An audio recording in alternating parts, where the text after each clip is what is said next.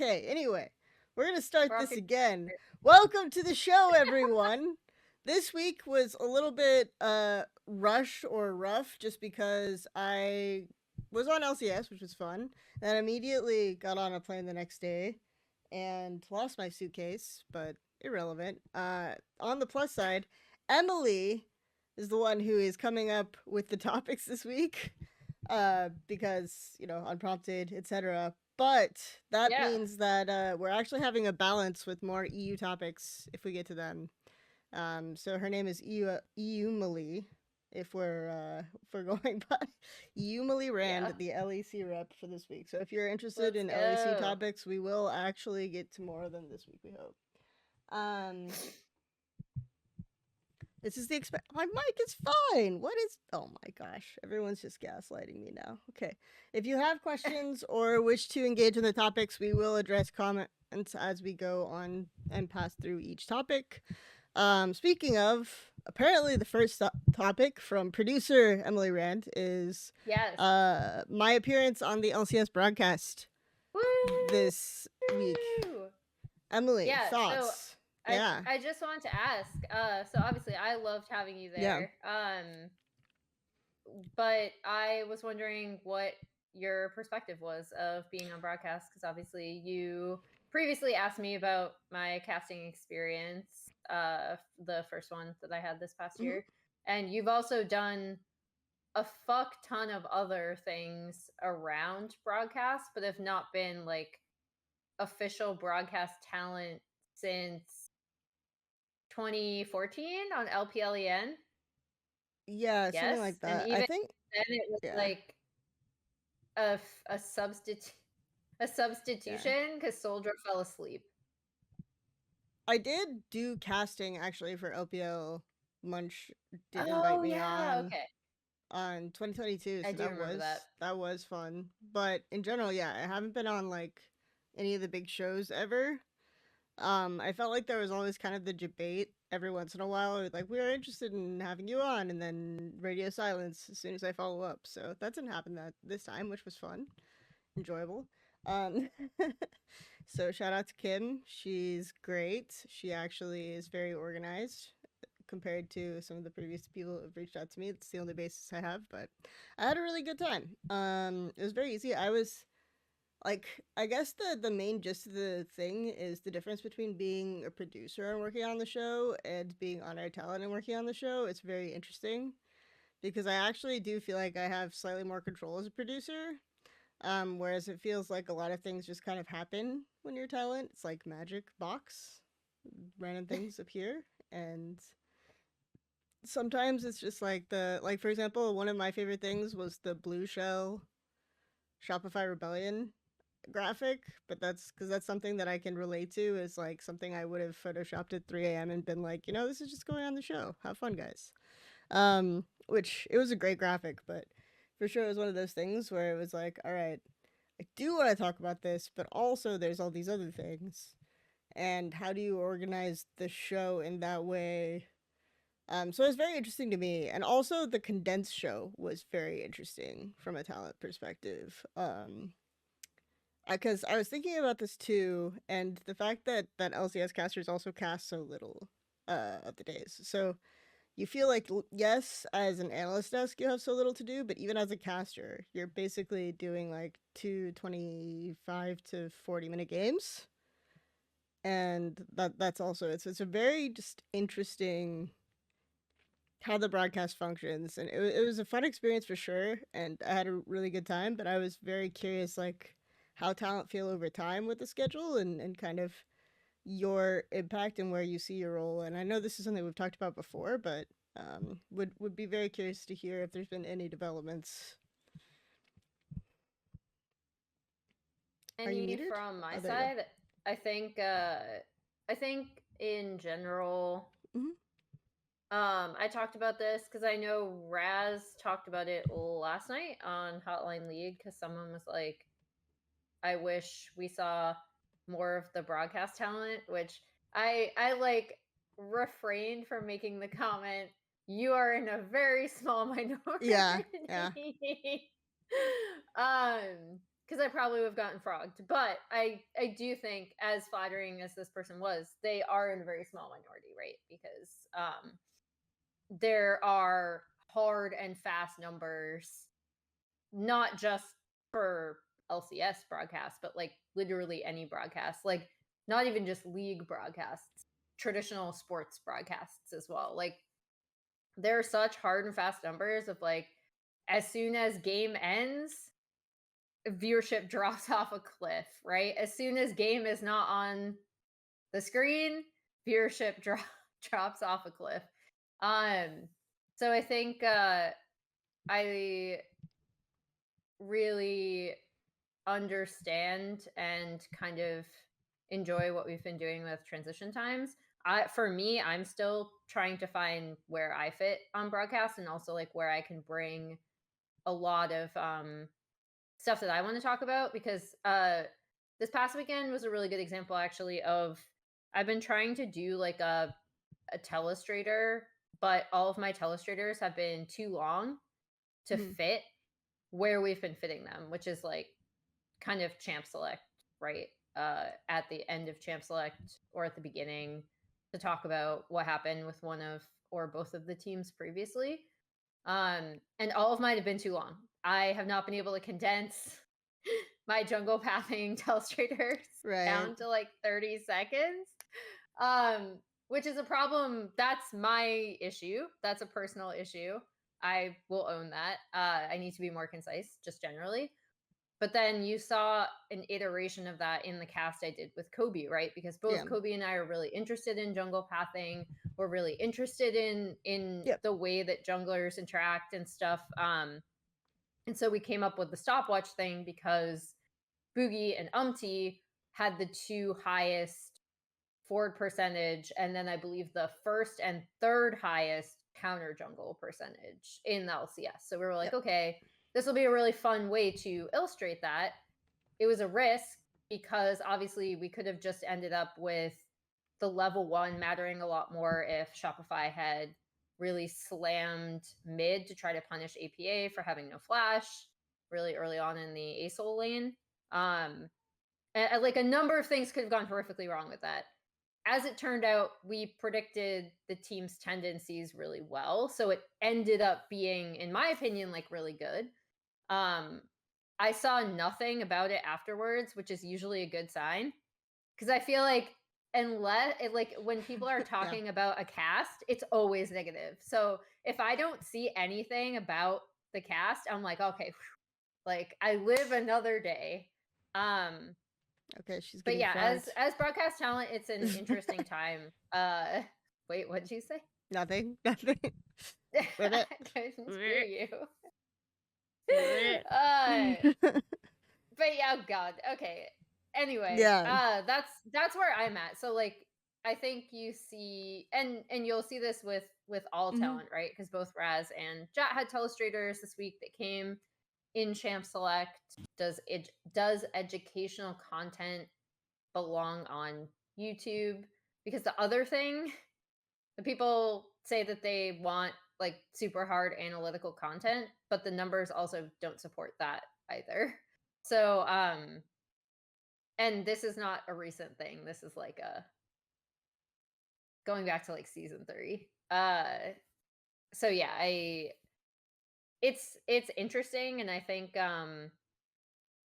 the positives in addition to transition times are that a lot of the content has just been a lot more player focused and allowed players to showcase their personalities a lot more, which is nice.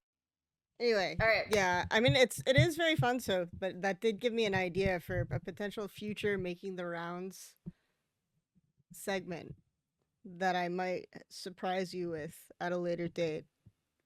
Not really. Nice. Is it Jungle Path? No, it's Emily does speedrun telestrators. I think that would be very funny. Oh, that'd be very funny to me, and probably me and you alone. Probably. But that is why you watch this show, is because you have a very warped sense of True. humor.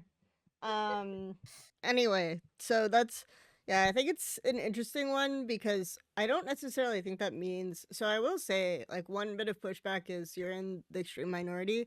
I don't think people leaving after the game necessarily means people don't want to see talent, or that people who like talent are in the extreme minority. Just, to play devil's advocate here, I just think it's literally that's where when people go use the bathroom. That's when people go do other stuff. It's when you take a break. It's when you go for a walk. It's when you go somewhere else. So I don't necessarily think that that means that they don't want to see talent. It just means that they are more interested in the game, right?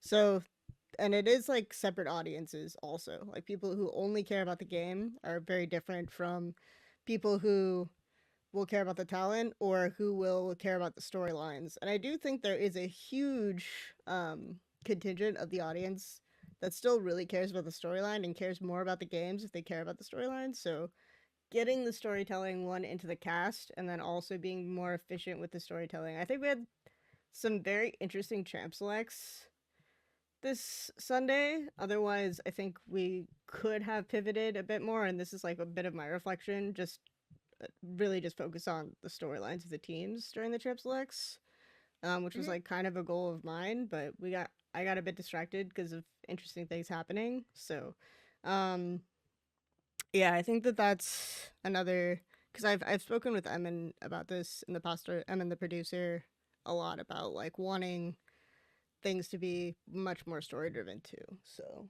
yeah, um, but that's like a bit of devil's advocate. Anyway, since we are trying to in the interest of speed running, let's move on to the next topic. Unless, uh, Yeah. yeah, absolutely. So, Well, since 100 you Thieves. used to work with this, Yes. yeah, since you used to work with this organization, and we kind of talked about them behind the scenes. Obviously, we watched Mhm. the 100 Thieves C9 match together.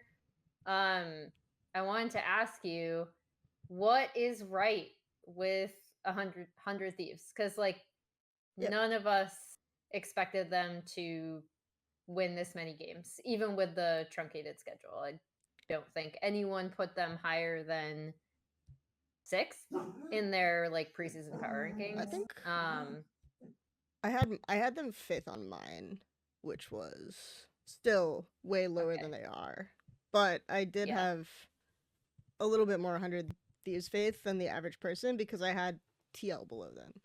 Um, and I think that was like the main difference was my placement of TL versus 100.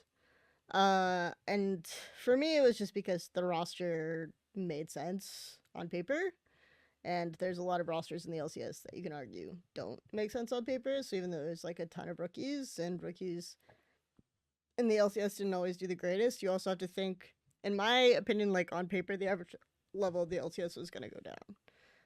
So like the negative spin on this is that we're gonna talk about G2 later, and people are saying EU is a one team region. We were supposed to be the one team region.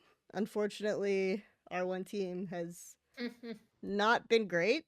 So that kind of that opens up a lot of opportunity for teams that like really click right away and teams that really understand how to play together. Like Bippo made a great comment in his interview, which was just not everyone agrees on how they want to play on Fly Yep. still. Um, and I think that will be true of a lot of teams. So 100 very clearly they have an easy, and I think when you're I also do think like rookies, a lot of times it's easier to do this. It's like if someone has a strong voice, I would assume in this case it would be like River, because everyone says he wants to fight all the time. Hmm. Then it's very easy to kind of go along with it and have fun. And since there are so many like young newer players, you are going to have a lot of that, at least at the start. So I think that that's very clear, and also just very I think it's easier to get better faster when you are kind of like trying stuff and flipping very frequently. So, and by flipping I mean just like taking lower percentage plays.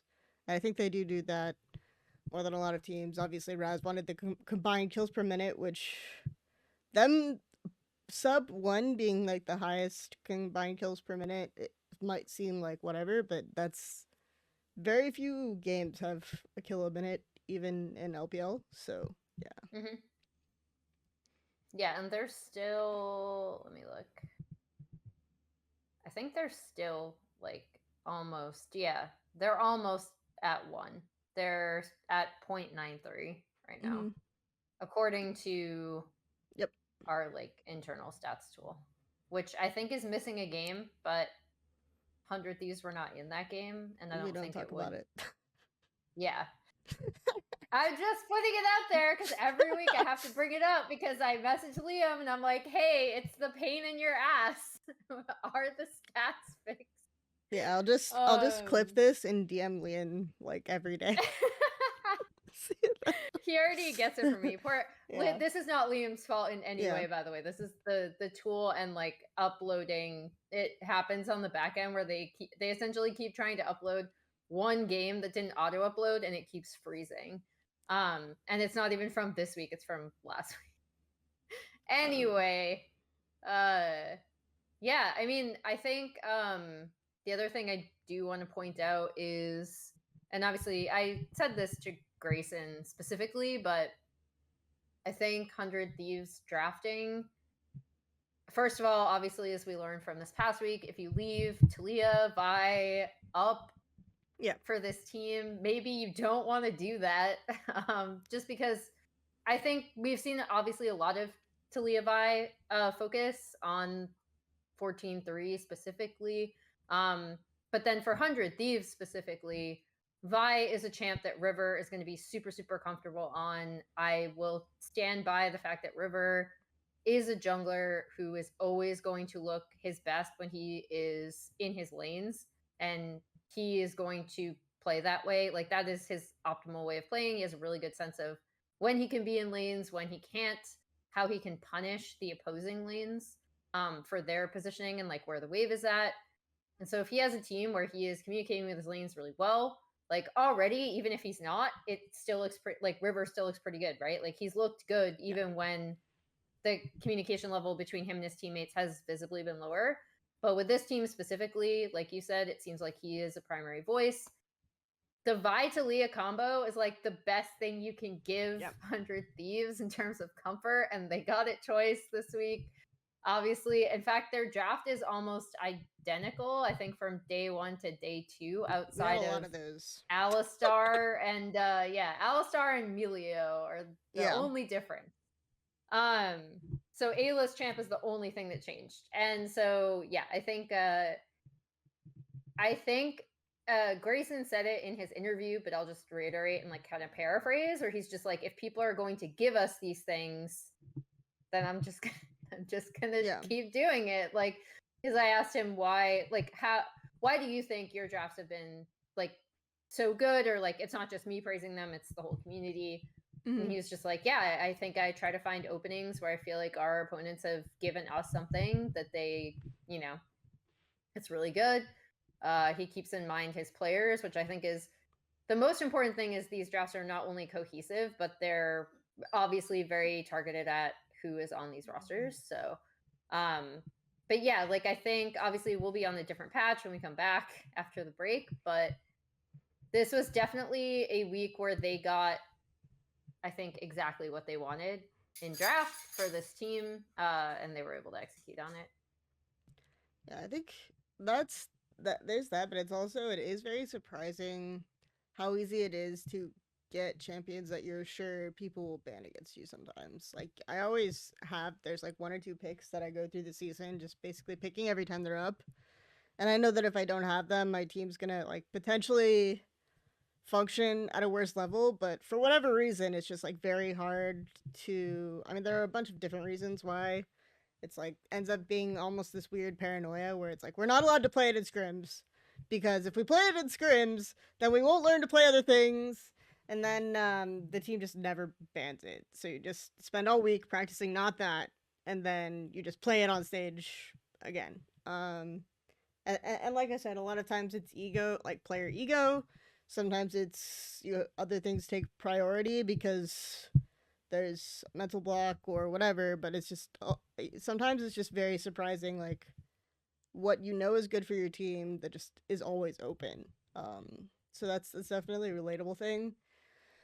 Another thing with 100 Thieves for me is like the narrative I've really been pushing is like this is the young team that was promised like years ago when They started investing in younger talent like end of 2019, 2020, when we did the 100X program.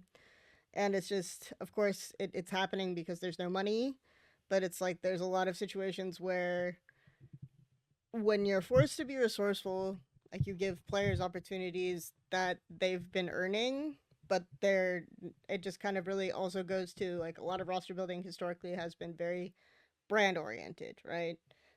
Very big name oriented, and I think it's like when you actually get a high performing roster, a lot of times, especially in EU, it's been great to see like rookie teams go to Worlds so frequently. And then in NNA, we're finally getting something that kind of looks like that. Um, so that was always kind of the thing that we were missing because of the fact that our tier 2 system and our solo queue system was just like so underdeveloped that we just never really got that. So I think it's great to see so many of those kind of like players who are either 1 year experience, less than 1 year experience. For me, River has been so key to so many teams. And last year, when like I was a big advocate, I think the thing that I was saying in my campaign to elect JoJo MVP is like, if you don't vote for JoJo, at least vote for River. It's like my big platform because I do think River exerts just so much pressure, and the way he communicates with his lane, and I think I can almost like from the way they play, you can see that he's the kind of guy who's saying like fight, make it Hmm. volatile, I'm here. And then so it makes it seem like everyone is on the same page, and a lot of times it's probably just him knowing where the fights are good, where the circumstances are good. And there was the one sequence where in the game against C9, he's marking the correct target, and he's doing damage to a target, and he immediately pivots when he sees JoJo. Like his reaction is instant. Yeah. Saves the ult for that moment as well, because and that was like the game second game turning fight because obviously C9 had already turned at that point. So just identifying those situations in the fights themselves, and playing them out, and then of course Sniper's always been a good team fighter. Um, and then Quid coming into his own are big things. And I think Meech and Ayla finding their feet, being willing to like take a step back, create opportunities for themselves too, is great to see that team functioning well together. Um, yeah. So good. Let us move on to the next topic, which I think is the Well, last LCS topic, right? this because Oh, yeah. it kind of ties into, yeah, it kind of ties into 100 Thieves a bit because right now obviously they are one of the hotter teams, I guess, even though like Mm-hmm. obviously if you look at their games, I love 100 Thieves. They are capitalizing off of, and this is not a negative, but they're capitalizing off of a lot of mistakes that their opponents are making, especially Mm-hmm. in the two games we saw them against TL and C9 this past week. However, I know Bwippo said this in his interview with you at the end of day two, and it was kind of a commonality across a lot of players I talked to in terms of like who is the break going to be best for? Because Yeah. obviously we have this 2 week break, and who is it going to hurt? And I am curious to see, like, to segue from 100 Thieves into, I guess this is the big C9 topic and kind of an Yeah. NRG topic as well. Mm-hmm. Um, I think it could end up being not necessarily bad for 100 Thieves specifically, but better for teams that seem to be struggling internally, um, which is C9 and Yeah. then NRG, who have both not looked that great over the past 2 weeks. Yeah, and that's the interesting part about the break because as a coach for academy, and ironically my favorite time of year was the week where we would have time off because the teams would go to Rift Rivals. So there would be like a week break for LCS and academy, and those were my favorite times to coach because you could say, okay, we're drilling this concept, not necessarily to Mm. like work on playing to a team or anything, but to teach to just like learn the game better. We had 1 week where I think we had Someday, and Prismo was like such a good Yasuo player They're just like, we're going to flex Yasuo everywhere and just see what happens. And then we would use that as a tool to like learn kind of the different situations where Yasuo was playable in mid game and apply those concepts to like other elements of the game and talk about it like that, not just as a we're gonna play Yasuo as a fun thing. We're gonna play it as like a let's talk about the wider game, how you have to play out the things that the team has to think about when there's a Yasuo on the team, and then how do we talk about this with like all in comps in general, like shorter range comps in general, things like that. And so those were always like the best times to coach, in my opinion. It's like when you get everyone on the same page, thinking about how to play out a comp, things like that. So that's definitely something where you can be a lot less pressure, more thought experimenty, and doing things from that perspective. So if teams are approaching it like that, I can definitely see teams come back. Also, speaking from experience, the biggest fear every coach had last year was that, and every team had last year, was that FlyQuest would suddenly wake up. So that makes or last summer, that kind of that type of situation kind of makes sense for like a C9 as well. So yeah. Not as uh I don't know if worried is the right word, but I feel like in the midst of because C9 won one game this week, won or Mm-hmm. lost their second game in a banger against 100 Thieves that like you should watch for entertainment and some really really interesting team fights. Like Yep. you pointed out, the one with River, like kind of in mid lane a bit, spilling out Mm-hmm. around bot side River entrance. Um, but with something like NRG, I'm really curious to see how the break affects them as well, because I feel like the C9 super team not automatically being at the top of the standings, running through the regular season, that kind of thing has overshadowed the fact that NRG have also really been Mm-hmm. struggling, and it's not due to like you and I were, I mean, we've talked about NRG drafts like off this show, but also we were watching one of them together this past Yep. week, and Mm-hmm. we didn't talk about it in the draft itself because now A, I think we have a lot more things to talk about with draft, but B, I brought this up last week as well. I think I generally hate being like, this draft is unplayable, even if I think it's significantly more difficult to play into the opposition. But NRG to me keep picking these compositions that require a higher degree of execution, and then there are very obvious points in the game where they are making mistakes, and they could easily win, but they overreach, or I think a lot of people are going to be thinking about the bot lane dive against C9 that ended up getting extended with Huhi TK kind of Yeah. going in like really really deep, which is a very obvious one, but like a lot of it is if you have things that are more difficult to execute, and you don't execute on them, what what do we think they're going to be doing in the break? Because obviously this is a team where it's a four-person core, a very successful team, but a team that was also not known for, like, even though they won LCS, not a lot of people predicted that, first of all, and they were not the best scrim team, right? Ever. Like a lot Yep. of scrim rumors coming out of NRG are kind of like, well, they run it down a bit. Which I don't think is bad at all, actually, if you're like you learn a lot from that. But I'm curious to hear your opinion on what you think they're gonna do with their break, because NRG is a team that Yeah. really is interesting to me, and like has a lot of players that I really like and enjoy watching at their best. And that was definitely like when I did work with contracts briefly, there was definitely this.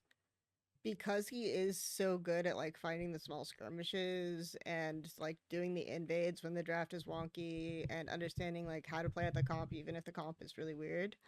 There's always this kind of, it's like, okay, far can we sort of push this, right? How far can we kind of like get the perfect skirmish, like snowball really hard, um, play out like that. But also, I think that doesn't necessarily make you draft poorly. And to me, it's not that their drafts are like super hard to execute. Some of them are either, I don't think that's the problem because it is just a lot of weird play, like just a lot of strange. Yeah.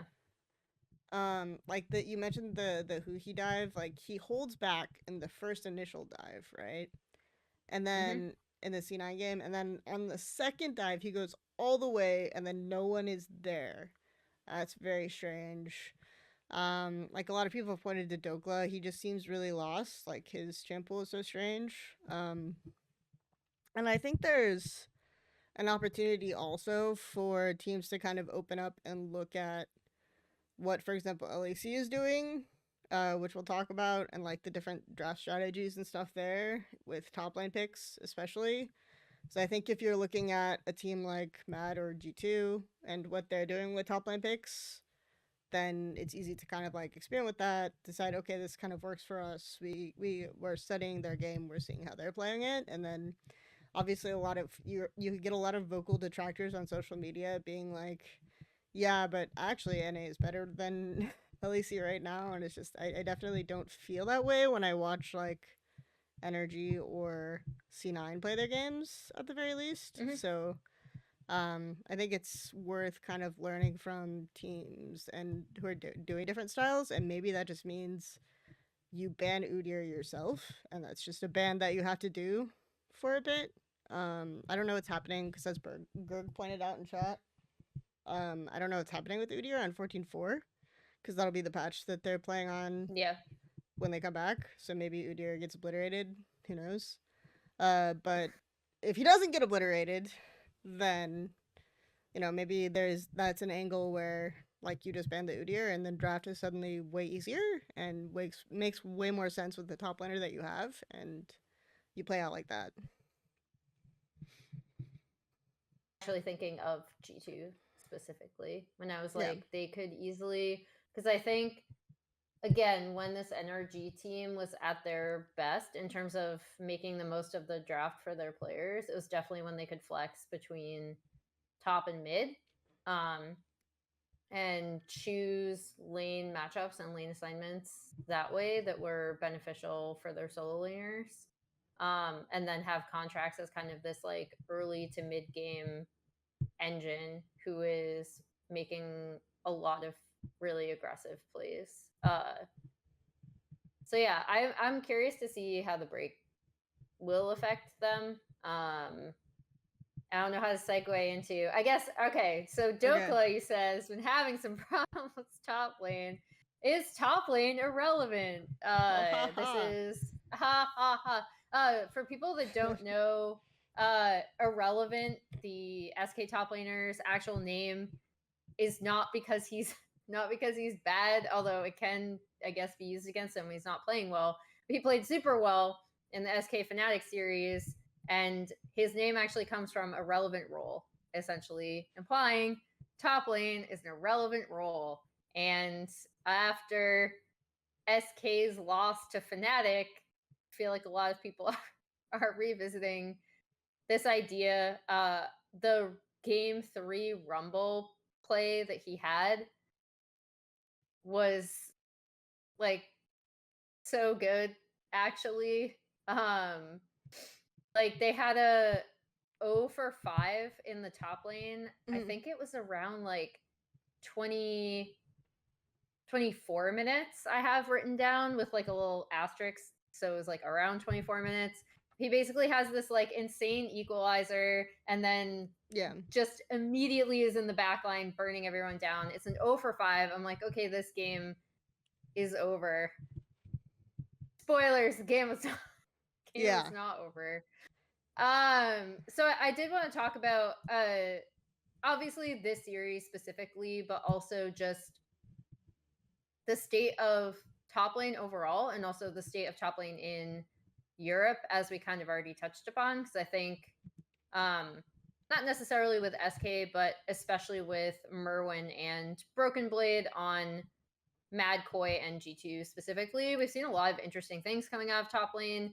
With the map changes, people thought that top lane, like I remember talking to a bunch of top laners preseason and LCS, and they're all like, we hope it's a 1v1 because we just want to dumpster each other. And then, Yeah, like, guess what? Udyr, you're playing Udyr. You're proxying. yeah. You're not fighting. I mean, I've. So Mhm. yeah, I'm curious because I know you're also just generally like a top lane enjoyer. Yep, So I absolutely. was wondering how you feel about the role of top lane right now overall, and what your thoughts just were generally on the SK Fnatic series. Yeah, I mean, I think it's part of why I have been enjoying watching LEC more than usual is because they're playing a lot more stuff top, and that's always just like super fun for me. Um, I really think we need to stop picking Aatrox. That would just make my life better. I was looking at FlyC's match history and their top lane matchups, and I swear Bwipo's played into Udyr like 7 of 9 games, or Bwipo's played into Aatrox like 7 of 9 games or something, and I'm just like, why?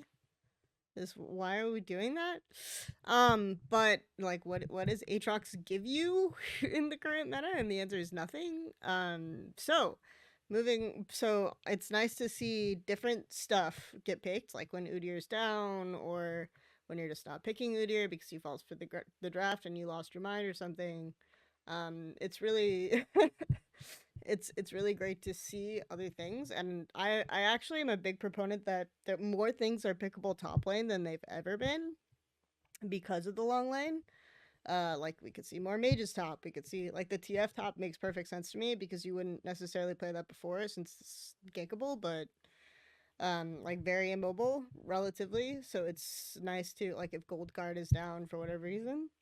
So it's nice to see stuff like that just come out and be kind of more fun to choose. And I still think that like Udyr is a unique one because he gets so tanky and he also does so much damage, but damage is just so cheap that you can get away with a lot of things. And Cassante is obviously like the next on the list, and Cassante is like I was talking to Veteran a bit about SK because I saw the irrelevant topic, and he said that Cassante doesn't count, so he didn't necessarily have 2 good games. He had one, but because Kazante is a fake champ, so but there's a lot of that coming out. I think Irrelevant also like my takeaway from that series was also Irrelevant did have really good games against FNC, but the way I thought you were gonna go with the Irrelevant top lane point was does top lane matter is like playing for top relevant, and you saw actually the way he used his lead is like they set up this dive in one of the games, like with Raul Casante, and as soon as they got the dive off, they swapped the lanes because bot lane had been getting like smashed, and then okay, we use our top lead to give bot lane the ability to scale and get back into the game. So it was like very much still like yes, top lane's role is mostly just making space and being a distraction. So from that perspective, yes, there's so much stuff that you can play, but also top lane is kind of just like a justification for means almost as always, and maybe because of that there's more stuff you can play, like as long as you're fulfilling the role of creating space. And we see teams do that with TF, we see teams do that with like Jace, even like the poke, etc. um you can still play top, and it's just so happens that right now the easiest way to make space is to beat Udyr, to get your enhanced Phoenix and run at people and make them flash, or to play Cassante and run at them and make them flash. So once you take those two champs off the table, we'll see a lot more options. I I mean, I do think it's interesting that a lot of times, even when you do get a massive lead early top, to your point, a lot of it is used to like, okay, we're then gonna do like insane counter jungling and move that influence mid, or we're Yeah. going to swap our lane assignments and take control of bot side and start Drake stacking. And now that we're over like kind of the initial grub frenzy, I think teams have still settled on like, and it obviously depends on composition and stuff like that, but teams have still settled on like early Drake stacking is generally higher prio Mm-hmm. than grub taking, especially when if you feel like you have an opportunity to take one of the grubs, but you still feel like your opponents have more control topside, you can just take one of the grubs, stop the stacking, focus on bot side anyway. Um, until there's something on the top side of the map that has as strong of a control and importance over the game as a Drake objective, it's hard to see top lane itself not being still what it is. But to your point, I think I wish LCS teams, and obviously like Whippo is probably the exception to this. I think NRG could be the exception to this if they tweak their Yep. drafts. Um, and I did really like, even though I know Whippo had some choice, like older brother kind of like words for sniper, especially with the Olaf execution. I did like 100 Thieves like swap in picking the Olaf top side as well. So I wish, to your point, LCS teams would be a little bit more adventurous, like European teams, because it does seem if you have a top laner like Merwin, if you have a top laner like Broken Blade, who are willing to play a lot of things that are considered like off meta or like kind of Mm-hmm. weird, not necessarily standard for the long lane, I think it's worked out really well for both those teams. I also do think because like if you look at socials, it's an irrelevant 1v9 was like kind of how people characterize that. But I feel like Niski just played so well that series also. Like the one Nar play like setup where he gets them, you know it's coming, right? Because you see the Nar bar stacking and he gets them to the wall and it's just like, okay, well literally no one's there to follow up, and then Niski is just like from downtown with the ult and kills them all, which like he Niski's the one who made the timing of that play function, right? So big shout out to Niski on that play. And I feel like even maybe true to his name, this topic's less about irrelevant and more about and more about Thanks more again. about yeah, Merwin and Broken Blade. So yeah. Yeah. Well, let's transition to G2 then, which I think is the next topic.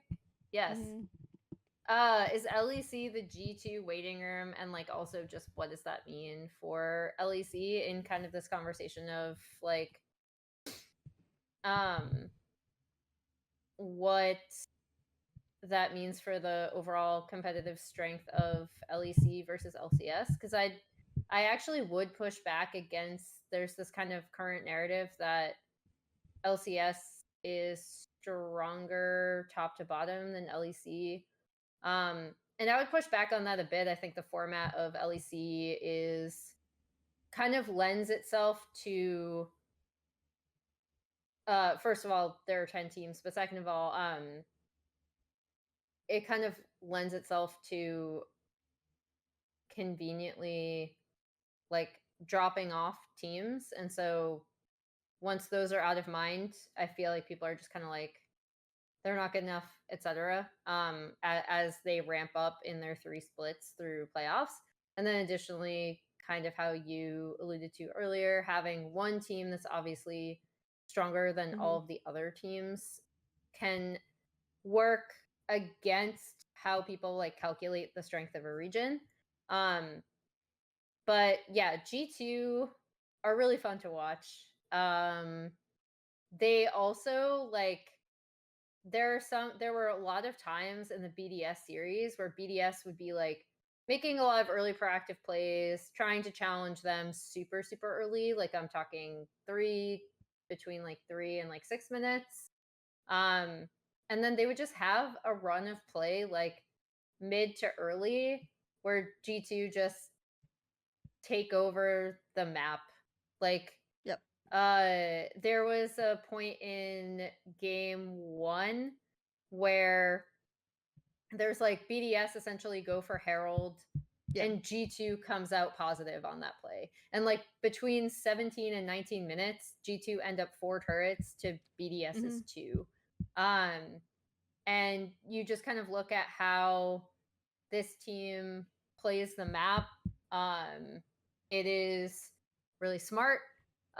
It is very impressive the way that they can use specifically side lane pressure.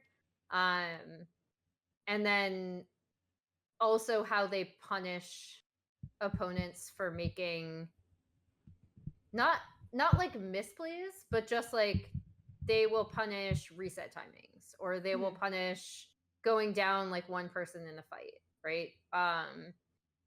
And yeah, I don't know. I've been having a lot of fun watching G2 even in the series like the BDS series where it kind of became apparent after that first game, again, I think between like 17 and 19 minutes, I was like, okay, this Yep. is going to be a really, really tough battle for BDS to come back from just because of the way that G2 are playing the map.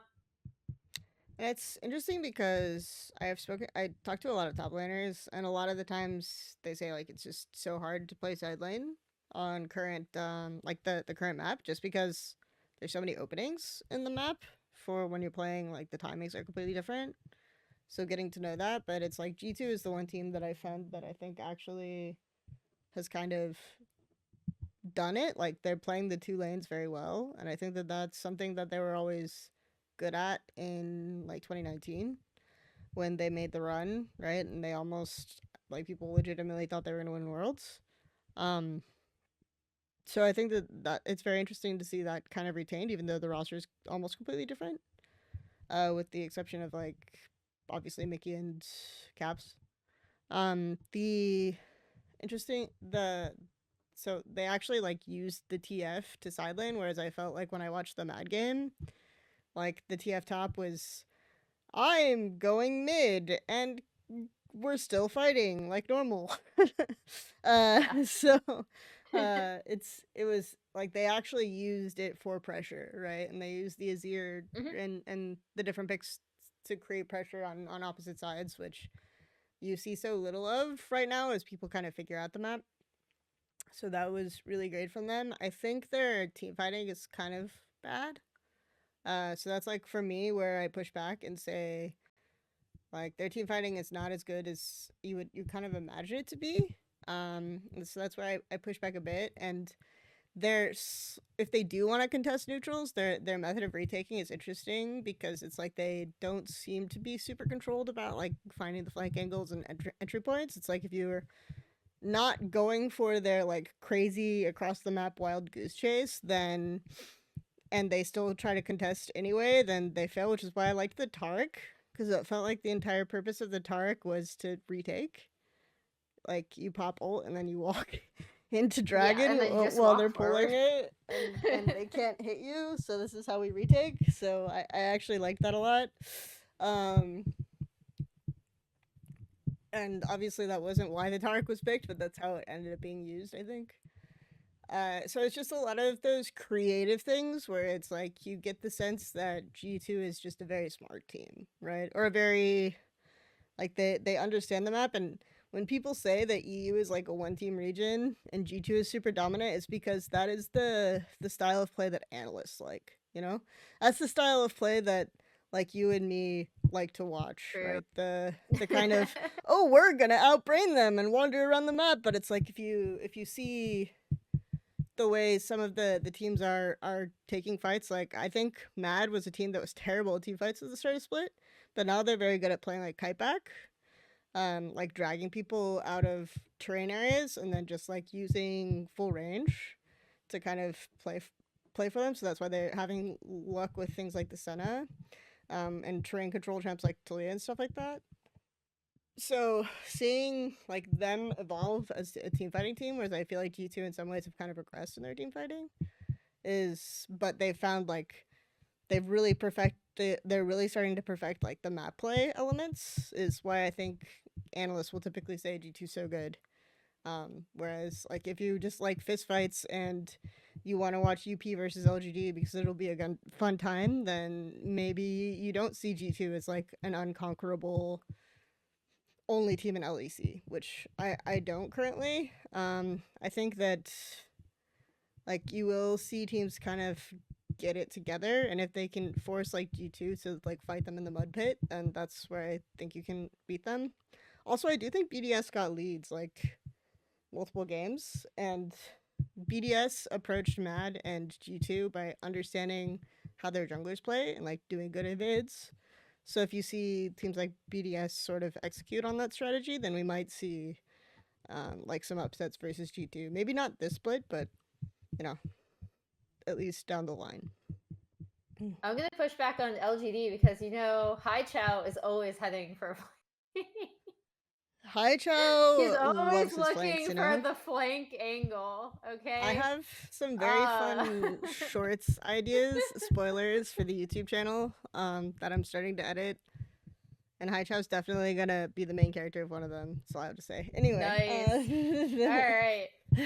Uh And then generally, I kind of wanted to end with talking a little bit about Mad Koi yep. because this is a team that we kind of both identified, you more than me, but just generally a team that is bringing in a core of rookies that already are very familiar with each other, Mm-hmm. and know how to play with each other, um, into the LEC, and they've looked, I would say, like, yes, I love G2, obviously, as I just said, but Mad Koi are probably my favorite team in Mm-hmm. LEC to watch right now, similarly to why 100 Thieves are kind of my favorite team to watch in LCS, because I just like seeing a bunch of young players come up and like do really well, even if it's not the height of like what is considered, I guess, like good gameplay.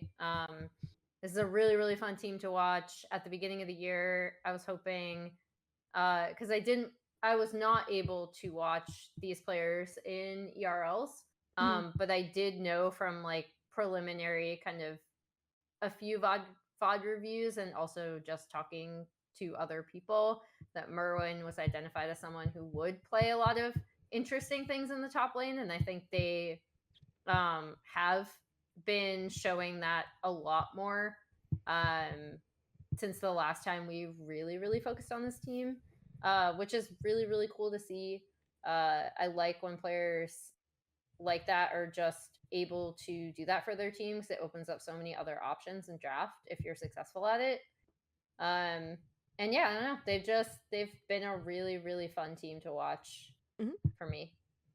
Yeah, I really like how they play, and it's like there's like public interviews where Elioya talked about Melzet, who when he Melzet wasn't even his coach, um, and said that Melzet helped him like a lot, even when Matt had different coaches, right? So Mm-hmm. there's definitely that connection, and the fact that Melzet also worked with the other kind of like core rookies in like the Supa and Frisco, like these players.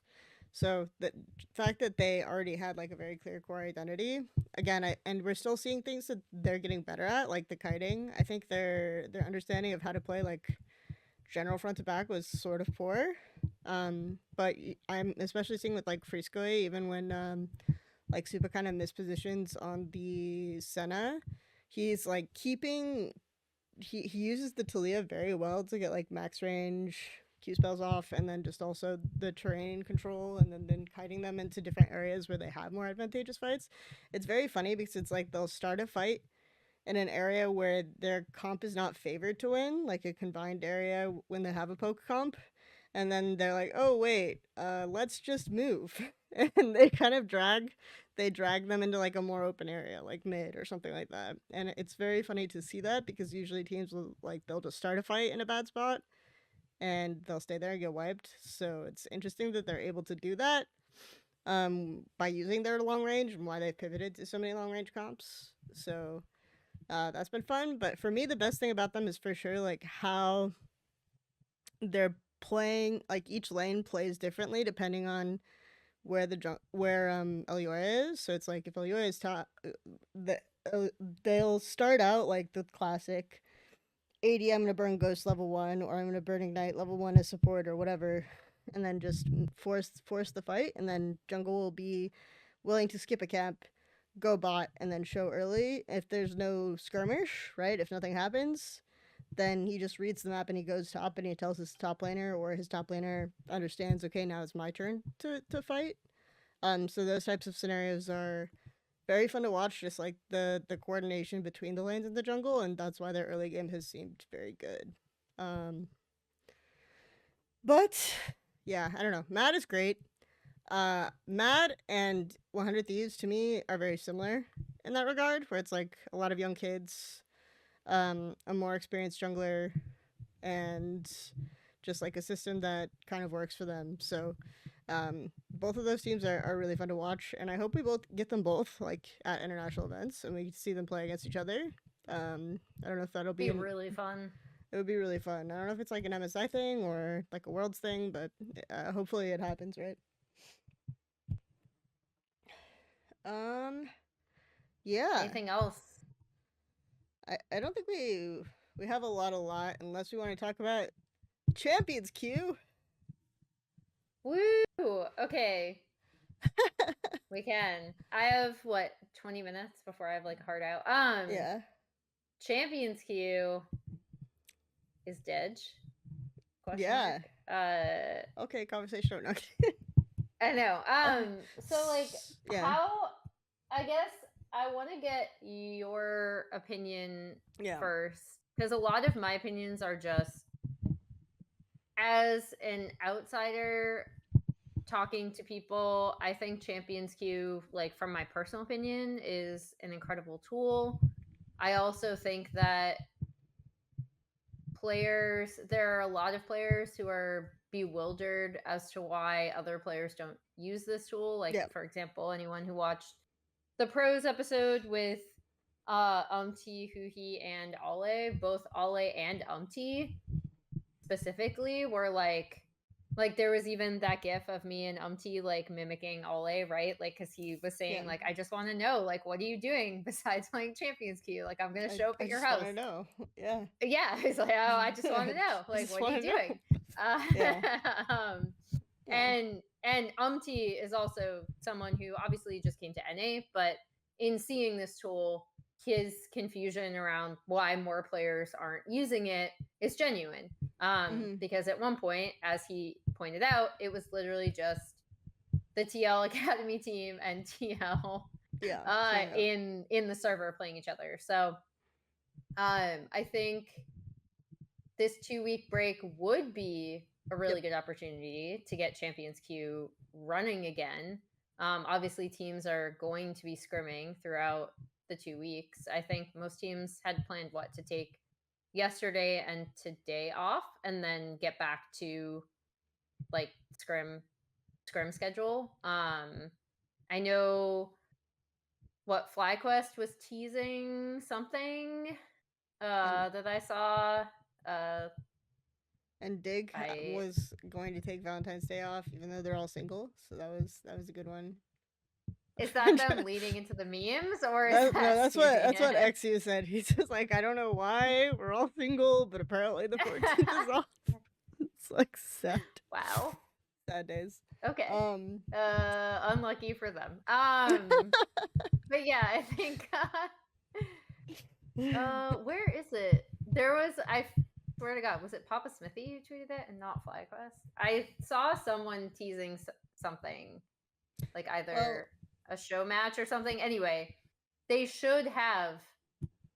Yeah, this sucks that we can't watch a FlyQuest LCS play next week unless ? So I don't know what that means, but I would hope that teams like maybe they do show matches, maybe they do something. But generally, scrims and champions queue is there. Uh, Empire hitting so us with the soon TM in chat, so there you soon go. TM. Okay, good. All right. It took me forever to find the tweet, which is obviously not good audio. So I Yeah, apologize to our Spotify listeners because that was probably a very boring run of show for you as I look for a tweet.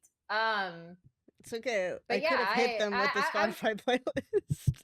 I know. Literally. I'm kind of like Yeah, Ollie. I'm kind of like Ollie at this point, right? Where it is me like in the GIF being like, I just want to know. yeah. Because I still, from my perspective, I still do think it's like a really, really good tool. It's Our solo queue has a lot of issues. I also understand why people would rather play solo queue, but I don't know. It makes me sad like when people don't use it.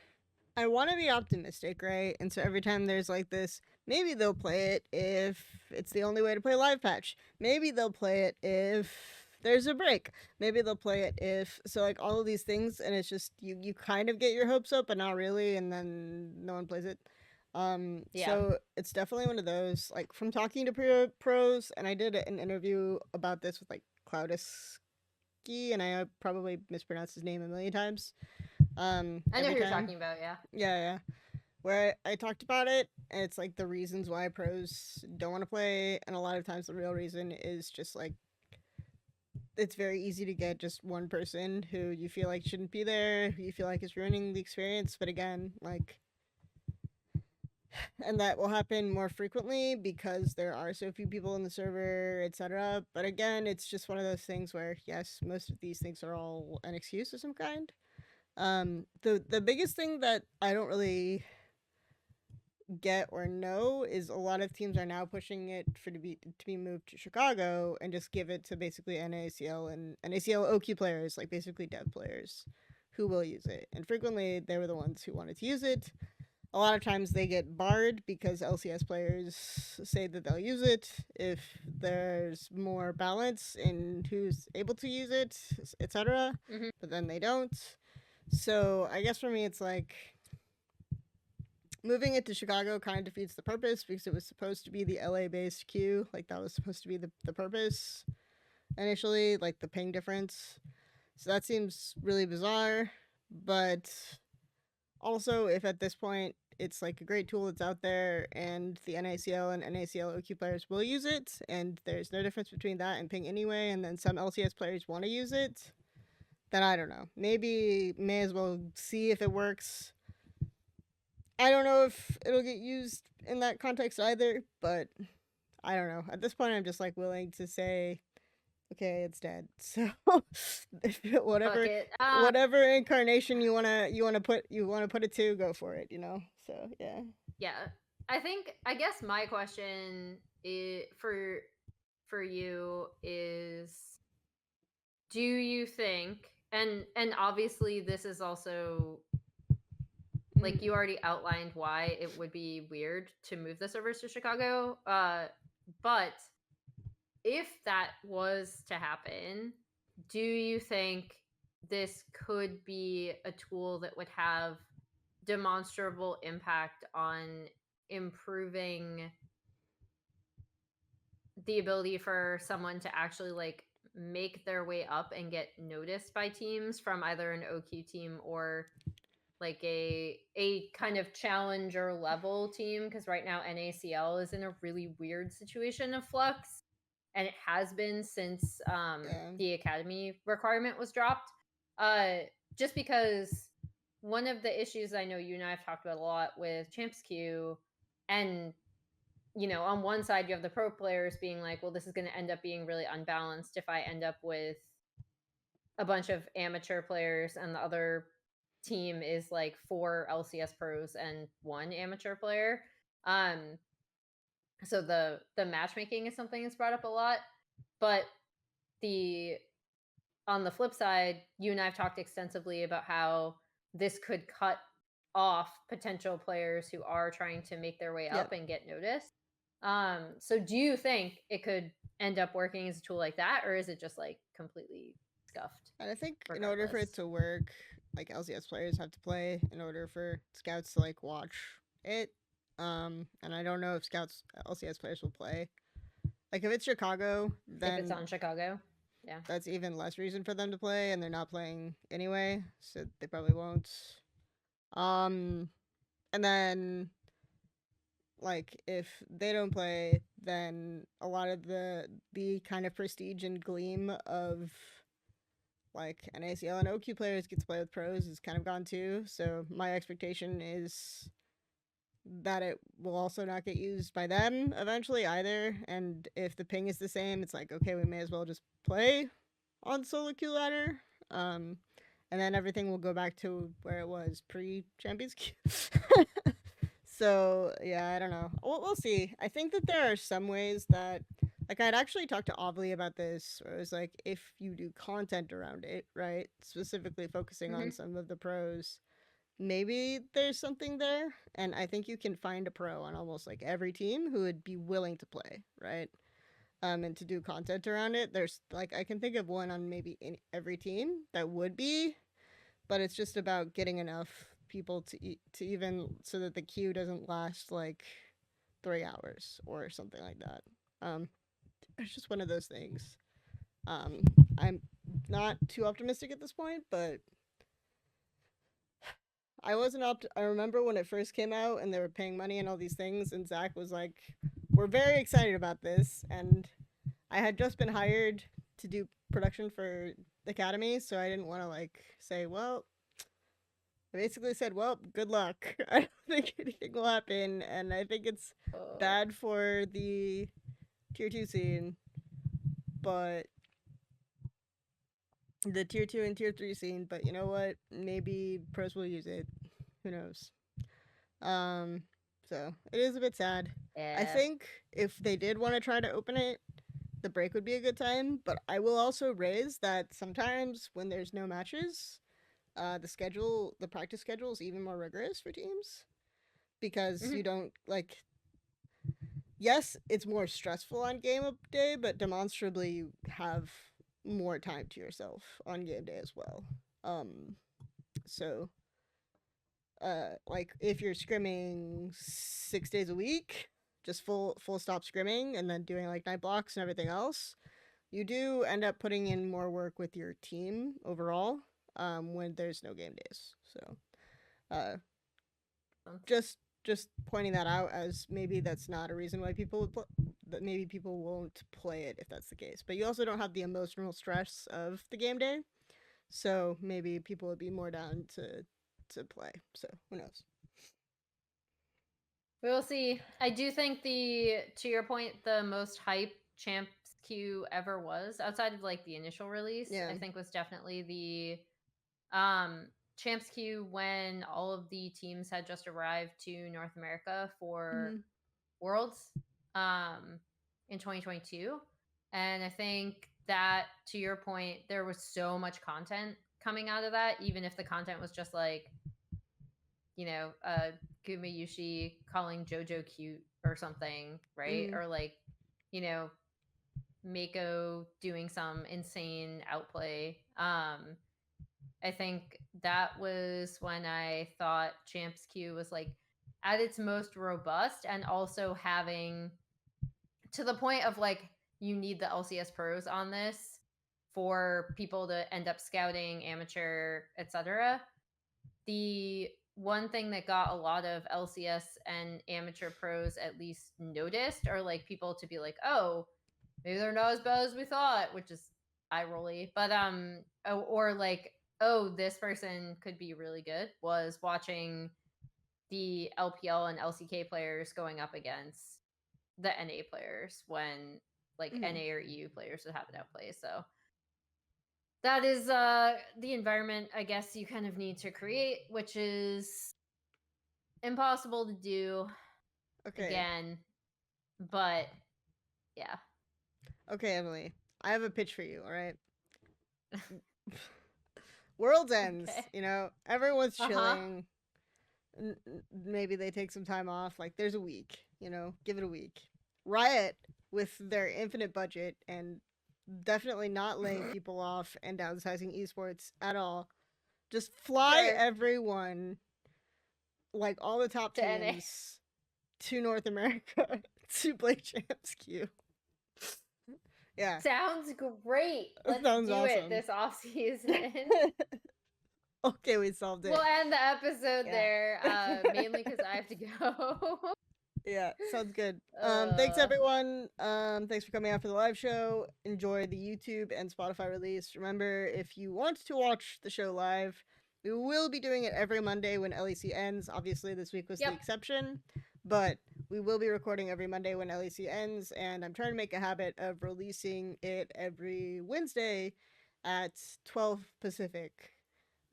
So on YouTube and Spotify. So look for the episode then. Thanks everyone. Have a good one.